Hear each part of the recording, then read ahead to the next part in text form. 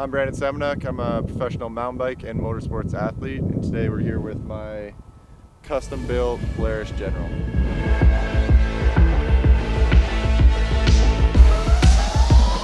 So yeah, we're out here this week in Utah for a big mountain bike event called Red Bull Rampage, which is the pinnacle free ride event for mountain biking and one of my biggest events of the year. We've got this custom Polaris General, and it was basically a dream build for this event where we need to go into the desert, you know, miles into the desert to the venue every day. We're building, we're bringing supplies, water, we're bringing a crew, food, everything. So having like the ultimate dig rig for this event is just, you know, it makes everything go a little bit easier. Trucks are slow, side by sides, you can kind of rally through the whoops and all the cross stitches and everything like that. So it's just, you know, it's pleasure, but also utility. It is the right tool for the job out here.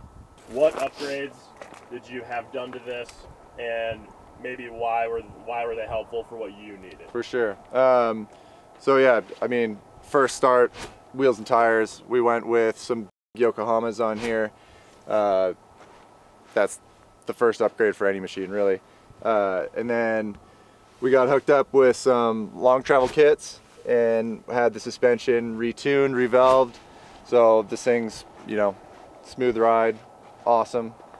The boys also wrapped it for us, which is insane. It was actually wrapped to look exactly like my Rampage kit, which was super cool. And then we spent a lot of time out in the desert, so we're out early with, you know, sun hasn't even risen yet, and then we're out at the end of the day when it's dark. So full lighting kit so we can make our way around the desert. And then, like I said, we're out here digging. So we've got this half rack up top with, you know, awesome tool system where we can just kind of unlatch these. Tools come off easy, we can lock them, no one's stealing our stuff. And that's, you know, pretty handy because we don't want to have to like fumble with them in the cab or in the box falling out while we're blasting through the desert.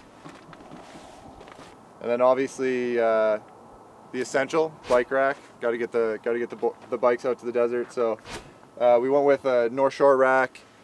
This style of rack actually just keeps the bike up off the ground. So, you know, when you're using the travel or you're going through a cross ditch, you don't have to worry about the bike hitting the ground or the rack hitting the ground. So for a scenario like this is the ultimate rack for a machine like this. You know, this is a custom machine. Obviously these machines stock come with a good stereo system, but not quite like these.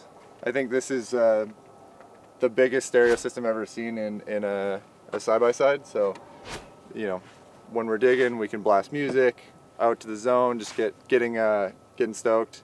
What are the prime digging tools needed? Yeah, so for digging out in the desert, you know, there's basically 3 essential tools. You got shovel, a rake, and a pick. Those will get you pretty much most anywhere for building a line. Obviously, the flathead is the most common. This is what we'll use to dig and also shape. You know, for the most part, this is a pretty essential flathead. Some people like to customize theirs or like find people that make their own flatheads with different ergo and stuff like that. But for us, it's finding one with like a nice flat surface for shaping. And then, you know, just a good weight, like nothing too heavy because you're going to be swinging this thing all day. So yeah, that's basically essentially it. And obviously you want one that's not going to break on you. So flathead, very, very essential. All right, tell us about your Rampage shovel strategy if you can. Are you shipping in the best shovels, or are you just buying them when you land? Yeah, we've got some friends that make amazing tools. You know, for this event we had our buddies at Shapeshifters and also Trail Shark get us some tools. So we actually flew here with a snowboard bag full of tools because, you know, when you're on the desert for 10 days digging away, you want the best tools and you want something that feels at home. You can swing around all day. So we brought our own shovels, which are like ergo handles, custom heads, and then a bunch of shapeshifter tools, which are like custom rogue hose that have all sorts of different styles with like axe heads and rake heads and just, you know, the custom bits that'll help you get through some sagebush or rock or any tricky bits that are in your way. Is there a key to bringing water out on site? Yeah, so we're here for Rampage. and the rule is no power tools, which would mean no water pump or anything like that. They usually supply us with water on the mountain. So typically at home, I would set up a water system in the back of this for any sort of trail building excursion. So a small electric pump with a tank, and this thing, you can go way out there and build whatever you want. If you could have one power tool allowed in Rampage, what would be that one single power tool? I mean, side-by-side to pack landings. Yeah, I don't know. If I was to have one power tool, it would, yeah, I mean, obviously side-by-side, pack some landings. That would save us a lot of time, but even just a small water pump and be able to move around with a side-by-side, that would be like the ultimate. Okay, you mentioned the North Shore rack already. Is there anything else just around the style of rack that you would recommend for someone? So yeah, we use the North Shore rack. That style of rack, it's more of like an upright rack where it puts everything close to the machine but up high. So obviously the bikes hang down, but it keeps everything up away from the ground. In a side-by-side, you want to be able to go flat out, smash through some whoops, and not worry about the cross stitches. So it keeps everything off the ground, whereas like if you have a rack that kind of sticks out, you're going to be dragging it all day. So that kind of upright style of bike rack is the ultimate style for a machine like this. So we went with the General just because it is sport utility.